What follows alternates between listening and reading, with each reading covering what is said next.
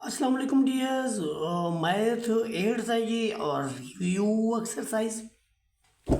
Review यानी दोबारा देखी जाने वाली, जितना भी हमने पीछे काम किया है उसी से रिलेटेड मिक्स मामला होगा। यहाँ पर 4 ऑप्शंस आर गिवन, 4 आंसर दिए गए हैं against each statement.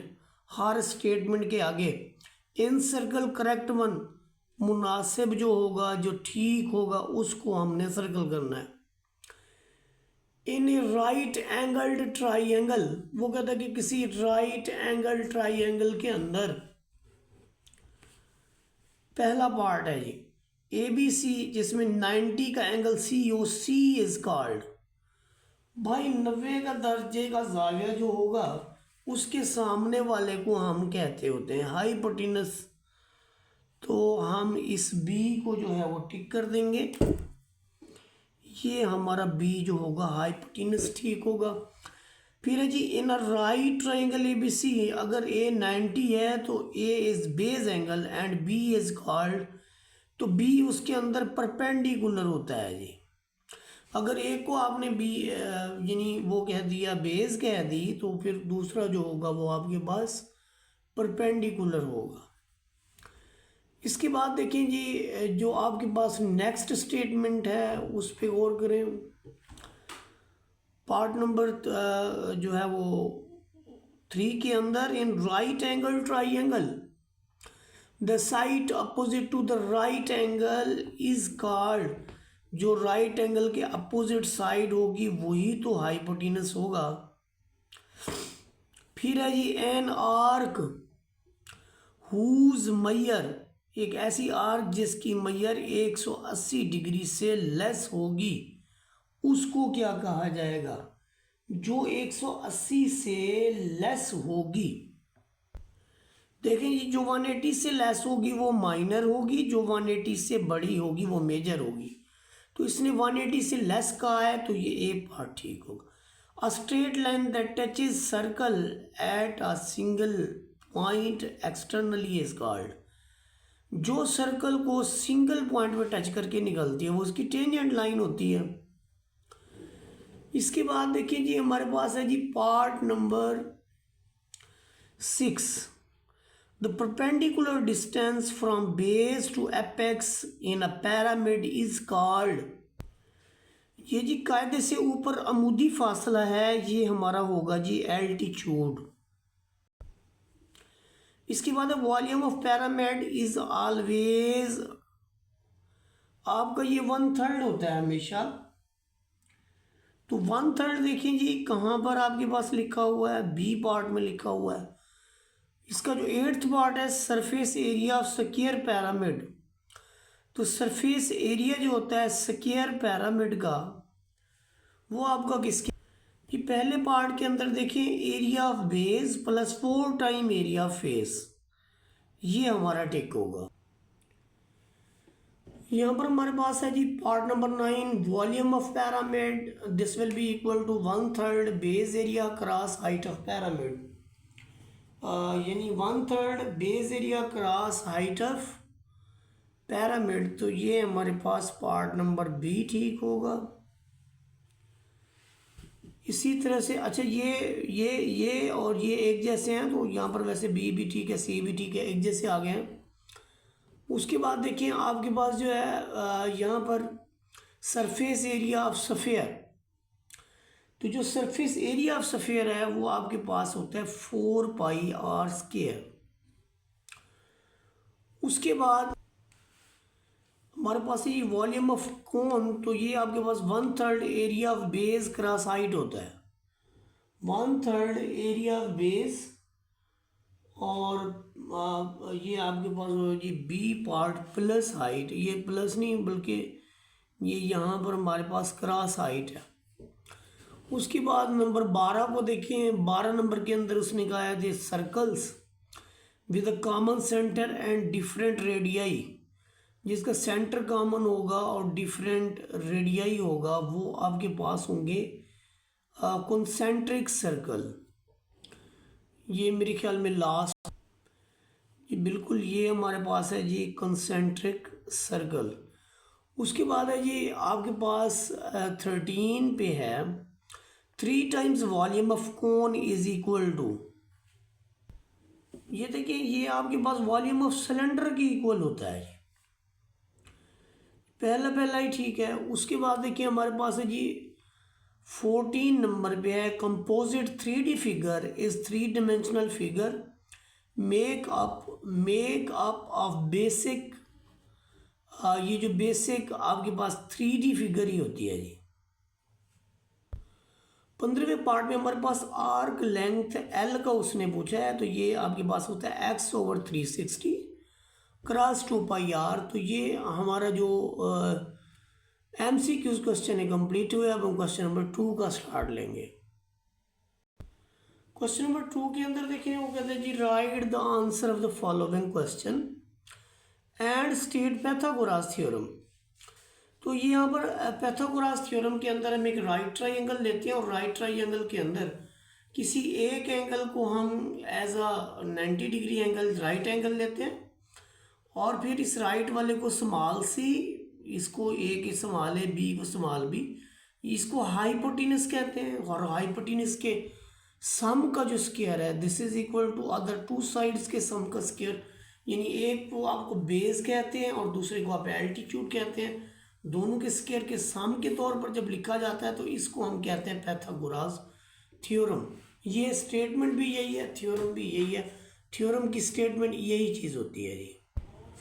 Part number 7 part number 2 के लिए उसने कहा है कि फार्मूला लिखें आप सरफेस एरिया ऑफ सफ़ियर का। तो सरफेस एरिया ऑफ सफ़ियर जो है वो आपका होता है 4πr²।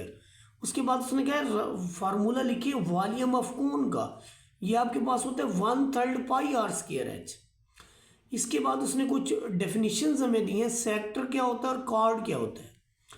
देखिए जी सेक्टर क्या होता है ये मैं बताता हूँ आपको। ये जब आप एक सर्कल जो है ना वो फॉर्म करते हैं और उस सर्कल के सेंटर से कोई भी आप 180 से कम या उससे मतलब एक एंगल बनाते हैं थीटा, और ये जो इसको शेड कर दें अगर हम, तो ये हमारे पास एक सेक्टर है।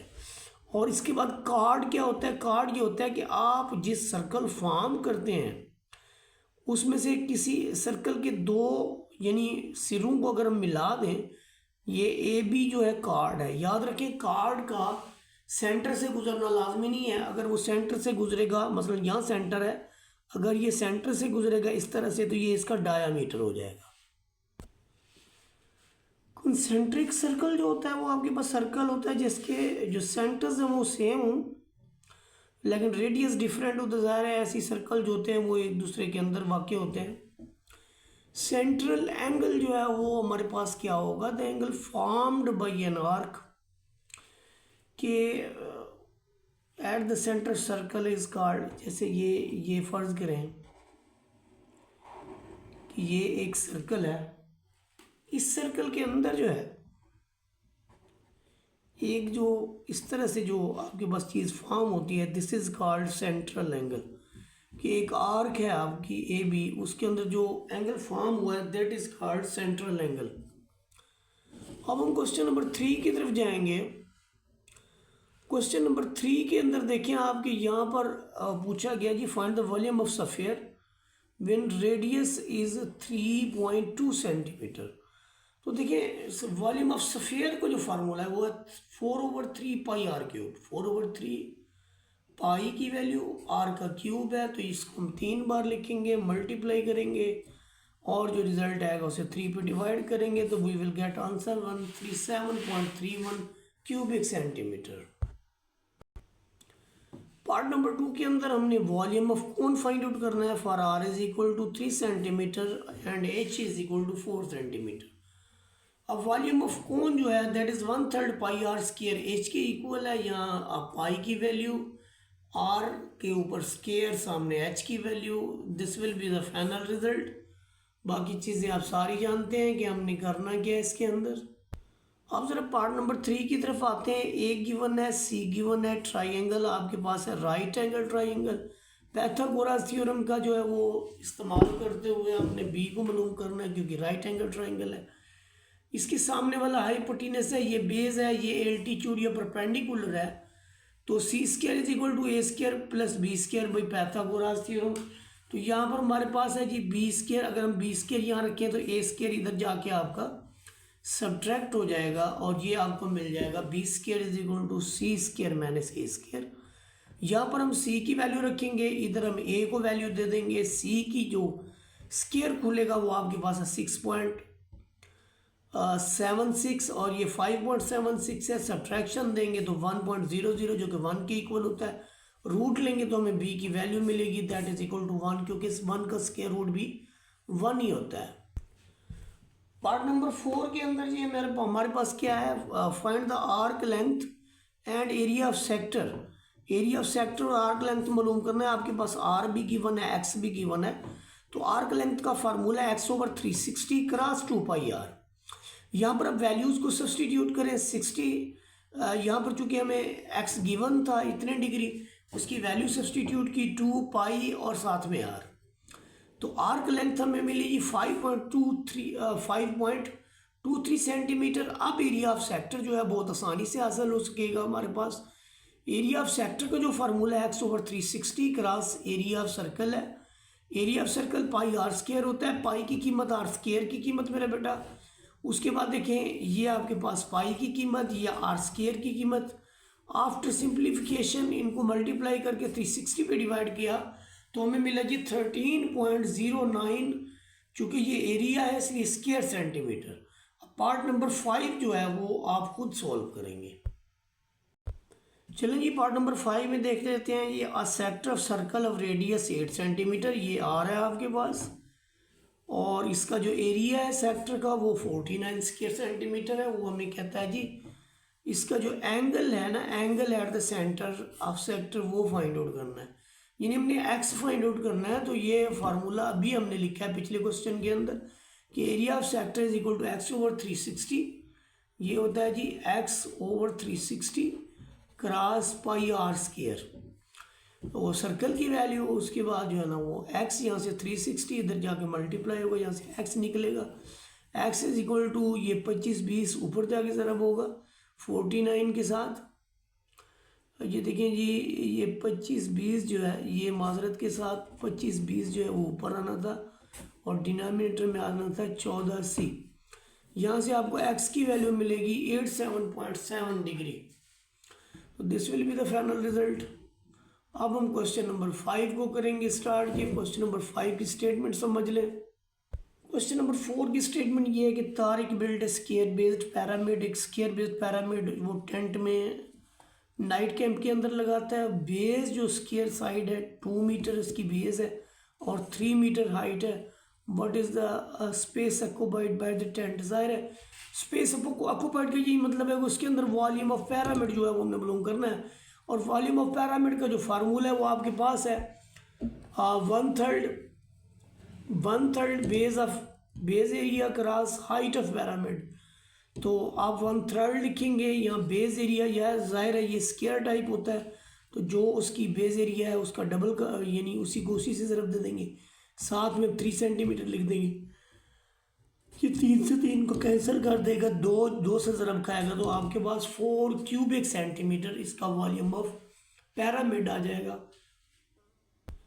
क्वेश्चन नंबर 5 के अंदर देखिए एक राइट पैरामिड है whose base is right angle triangle has volume. अब इस पैरामिड का जो वॉल्यूम है वो है 60 cubic centimetre. If base and altitude of the right angle. अब ये आपके पास बेस है, ये एल्टीट्यूड है, आपने उसकी हाइट यानी एच फाइंड आउट करना है। तो देखें जी जो आपके पास होता है ना एरिया ऑफ राइट ट्राइंगल वो होता है half of base cross altitude. लिख लें ये आपके पास आ गया जी एरिया। अब वॉल्यूम ऑफ पैरामिड 2 चीज़ों के होता है 1/3 बेस ऑफ एरिया और cross height of pyramid. Values को पुट करें, यहाँ से हमारा निकलेगा हाइट ऑफ पैरामिड। तो ये 3 इधर ज़रब होगा 30 डिवाइड करेगा। यहाँ से देखें कि 360 से मल्टीप्लाई होगा, नीचे 30 है, 0 से 0 कैंसिल और 3 से 3। तो ये आपका आ जाएगा जी volume height of pyramid 6 centimetre. यहाँ पर क्वेश्चन नंबर 6 के अंदर देखिए वो कहता है कि राइट ट्राइंगल है जिसमें राइट एंगल जो है हमारे पास सी है, बी सी इसकी एक साइड है 2.1 और दूसरी हमारे पास है A C 7.2 centimetre. What is length of A B? असल में उसने हाइपोटेनस का पूछा है, बहुत ही सिंपल। हाइपोटेनस का square is equal to base पर cross altitude plus altitude. Base लिखा, एल्टीट्यूड लिखा, दोनों का स्क्वायर लिया, स्क्वायर लेने के बाद सम किया, सम लेने के बाद दोनों तरफ हमने रूट ले लिया, तो हमें उस हाइपोटेनस की वैल्यू मिल गई जो कि हमने फाइंड आउट करना था। क्वेश्चन नंबर 7 के अंदर देखिए, ये भी इंतहाई सिंपल है। What is the volume of square pyramid with base? Base जो है वो हमें दी हुई है जी, बेस एरिया 255 स्क्वायर मीटर है और हाइट जो है 7 सेंटीमीटर है। ये हमने फार्मूला पढ़ रखा है कि 1/3 वॉल्यूम ऑफ पिरामिड जो है ये आपके पास है जी 1/3 base area cross height of pyramid. Base area की वैल्यू और एच की वैल्यू हमने रखी, तो ये हमें 85 cross 7 that is 295 square centimetre, क्योंकि ये सॉरी वॉल्यूम है तो ये क्यूबिक में आएगा। क्वेश्चन समझिए जी, ये आपके पास है हाइट ऑफ ग्रेट पिरामिड, ये इसकी एच दी हुई है फीट के अंदर। वो कहता है कि अगर वो वॉक करे completely around the square pyramid we have gone about 3024 feet. तो व्हाट ये नहीं उसका पैरामीटर है। What is the lateral surface of the Great Pyramid today? इसका हमने लेटरल सरफेस यानी एल फाइंड आउट करना है। तो जो पेरीमीटर है स्क्वायर का वो 4 क्रॉस लेंथ ऑफ साइड होता है, क्योंकि स्क्वायर पिरामिड है तो 4 क्रॉस एल इंटू इसका पेरीमीटर लिख देंगे और यहाँ से हम लेंथ फाइंड आउट कर लेंगे। 756 फीट इसकी लेंथ होगी। अब हम area of lateral surface find out करेंगे। एरिया ऑफ लेटरल सरफेस का जो फार्मूला हमारे पास है, लेटरल फेस का 1/2 ब्रेथ क्रॉस हाइट, ब्रेथ लिखी, हाइट लिखी, इनकी वैल्यू को ज़रब दे के 2 से डिवाइड किया तो हमें फीट के अंदर ये वैल्यू मिल गई। उसके बाद हम एरिया मालूम करेंगे 4 लेटरल फेसेस का। 4 लेटरल फेसेस का मतलब ये है कि एक लेटरल फेस हमारे पास आ चुकी है, 4 से ज़रब देंगे तो 4 लेटरल फेसेस का जो है एरिया फाइंड आउट हो जाएगा, क्योंकि एक लेटरल फेस जो है पिरामिड की वो हम मालूम कर चुके हैं। 4 से ज़रब देंगे तो हमारी 4 लेटरल फेसेस आएगी जिन्हें हमने फाइंड आउट करना था। क्वेश्चन नंबर 9 को देखें। कॉस्ट है लेदर की 1500 square metre, find the cost of manufacturing 100 football of radius. यानी ये उसने बताया कि लेदर की जो कॉस्ट है किसी भी स्क्वायर मीटर के बनाने के लिए, उसकी कॉस्ट ऑफ मैन्युफैक्चरिंग इस तरह की 100 फुटबॉल की जिनका रेडियस ये है, ये कॉस्ट बतानी है हमने। कॉस्ट ऑफ लेदर है 1500, surface area football 4 pi R square है, तो 4 रखेंगे, वाई रखेंगे, आर की वैल्यू रखेंगे, तो ये हमारे पास मीटर के अंदर जो है उसका सरफेस एरिया आ जाएगा। अब 100 के लिए अब इसको 100 से ज़रब देंगे तो 18.103 जो इसका है स्क्वायर मीटर इसका एरिया है। तो इसकी जो टोटल कास्ट होगी, जितना रेट है उसे सरफेस एरिया से ज़रब दे दें। रेट है 15,000, इसे सरफेस एरिया से ज़रब दे दें तो आपको टोटल जो कॉस्ट पड़ेगी वो आपके सामने आ जाएगी 27,115। क्वेश्चन नंबर 10 इन द आसान है। द रेडियस ऑफ अर्थ आपके पास दिया हुआ है। What is the surface area of earth? Surface area of earth आपके पास होता है 4 पाई आर स्क्वायर। तो यहाँ पर आप 4 लिखेंगे, पाई आर की वैल्यू लिखेंगे, स्क्वायर लेंगे, ये आपके पास स्क्वायर किलोमीटर के अंदर इसका जो सरफेस एरिया ऑफ अर्थ है वो आ जाएगा। अब हम क्वेश्चन नंबर 11 की स्टेटमेंट को देखेंगे। क्वेश्चन नंबर 11 की स्टेटमेंट ये है, what will be the radius of the circle of sphere with same volume as rectangular cuboid of length 5 centimetre. ये उसकी जो लेंथ है क्यूबिकल लेंथ और विड्थ आपके पास 3 है, हाइट आपके पास 4 है। तो देखिए जो वॉल्यूम ऑफ क्यूबाइड होता है, क्यूबाइड जो होती है वो किस तरह की होती है? एक होता है आपके पास क्यूब इस तरह का, ये तो आपके पास होता है जी क्यूब। एक होता है क्यूबाइड, क्यूबाइड आपके पास इस तरह की होती है।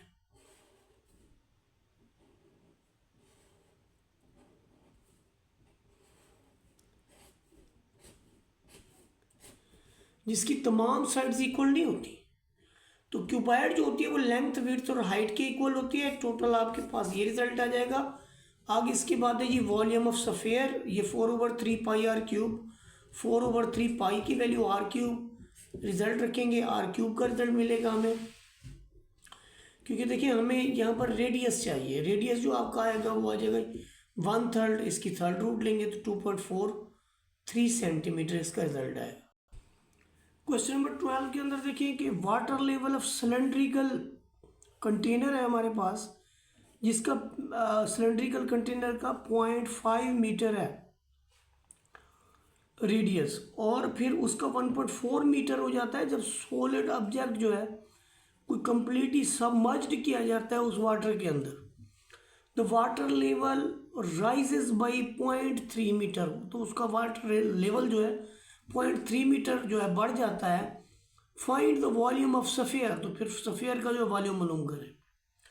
बड़ी सिंपल सी बात है कि सिलेंडर का जो रदास है ना वो आपके पास 0.5 मीटर है, पानी का लेवल उस वक्त जो है वो 1.4 था, कोई कुर्रा की शाय उसके अंदर डबोई गई तो फिर 0.3 मीटर ऊपर आ जाता है। कुर्रा का असल हुजूम मालूम करना है हमने। लेकिन जो पहला हुजूम आपके पास है वो तो V1πr² है, जो पहला r है, दूसरा h है, आपके पास 1.1 क्यूबिक मीटर है। तो हाइट ऑफ सिलेंडर कितनी होगी, 1.4 के अंदर जब 0.3 और आ गया ना तो वो आपका बन गया जी 1.7 मीटर जो है हाइट ऑफ सिलेंडर हो गई। अब जो पहला हमारे पास था, जो वॉल्यूम हमने फाइंड आउट किया वो आपके पास था 1.1, ये V1 के इक्वल था। अब हम V2 मालूम करते हैं। अब यानी सिलेंडर डुबोने के बाद जो हमारे पास है 1.7 के साथ, तो 1.7 के साथ जो सेकंड हमें मिला है वो ये मिला है जी। अब जो असल सिलेंडर का वॉल्यूम है जिसे हमने फाइंड आउट करना था वो V2 माइनस V1 हो जाएगा। V2 में से V1 निकालें तो आपका 0.24 क्यूबिक मीटर बनता है, और ये रिक्वायर्ड वॉल्यूम ऑफ सिलेंडर है। पार्ट नंबर 13, क्वेश्चन नंबर 13 के अंदर देखिए सरफेस एरिया ऑफ हेमिस्फीयर हमें गिवन है। What will be the diameter at the hemisphere, कहते हैं कि इसका जो डायामीटर होगा फिर वो क्या होगा। देखिए जी इसका जो आपके पास सरफेस एरिया है वो गिवन है आपके पास 3πr² होता है। यहाँ 3π की वैल्यू रखें, r की वैल्यू, r ही तो हमने फाइंड आउट करना है, यहाँ हेमिस्फीयर का सरफेस एरिया रख दें। r² को अगर हम लेना चाहें तो फिर ये 7 भी ऊपर मल्टीप्लाई होगा और 3 और 22 नीचे रहेंगे जो कि 66 होता है। इसको डिवाइड कर लें तो आपका जो r² है वो इसके इक्वल है, दोनों तरफ हम रूट ले लेंगे तो हमें r मिल जाएगा। तो चूँकि उसने ये कहा है कि what will be the diameter, पहले रेडियस आएगा तो फिर डायामीटर आएगा। तो रेडियस हमें गिवन है, उसका 2r करें तो आपके पास डायामीटर आ जाएगा 44.1। पार्ट नंबर 14 भी इजी है, आपने volume of hemisphere find out करना है। Volume of hemisphere find out करें, whose radius is, whose diameter 20 है। डायामीटर अगर 20 है तो रेडियस ज़ाहिर है 10 होगा। डायामीटर 20 तो रेडियस आपका 10 हो गया जी। अब आप वॉल्यूम ऑफ हेमिस्फीयर के अंदर इस फार्मूले को रख दें 2/3πr³, 2/3πr³, r की वैल्यू का 3 मल्टीप्लाई करेंगे 10 3 बार यानी 1000, 222 ऊपर 1000 नीचे 21, तो यूं आपके पास 21 से डिवाइड करेंगे तो ये रिजल्ट आ जाएगा। और चूंकि उसने ये भी कहा है कि give your answer in metre, तो मीटर में हमने आंसर देना है। ये क्यूबिक सेंटीमीटर है, अगर हम इसको 100 पे डिवाइड कर देते हैं तो ये हमें क्यूबिक मीटर के अंदर जो है वो आंसर दे देता है वॉल्यूम ऑफ हेमिस्फीयर का। लास्ट क्वेश्चन है जी रिव्यू एक्सरसाइज का, how much sand can be can a canonical calendar hold, कि कितनी रेत जो है मखरूती शक्ल के बर्तन के अंदर आ सकती है जिसकी बुलंदी जो है उसने कहा हाइट 2.5 मीटर है और रेडियस उसका 2 मीटर है। While 1 square metre space contain 120 kg of sand, तो वो कहता है कि ये 1 स्क्वायर मीटर स्पेस जो है वो 120 किलोग्राम रेत जो है वो अपने अंदर सम सकती है। तो यहाँ पर देखिए वॉल्यूम ऑफ कैनोनिकल कंटेनर आपके पास है 1/3πr²h, तो ये हमारे पास उसका वॉल्यूम है 10.48 क्यूबिक मीटर। अब अगर 120 kg 1 क्यूबिक मीटर के अंदर आता है तो हमारे पास तो है 10.48, तो 10.48 से जब 120 को मल्टीप्लाई करते हैं तो ये हमारा टोटल मास है जिसके अंदर सैंड जो है वो भरी जा सकती है, वो आपके पास है जी 1257.6 kg। तो this is the final question. Video अच्छी लगी हो तो लाइक शेयर सब्सक्राइब कर दें। जज़ाकल्लाह, अल्लाह हाफ़िज़।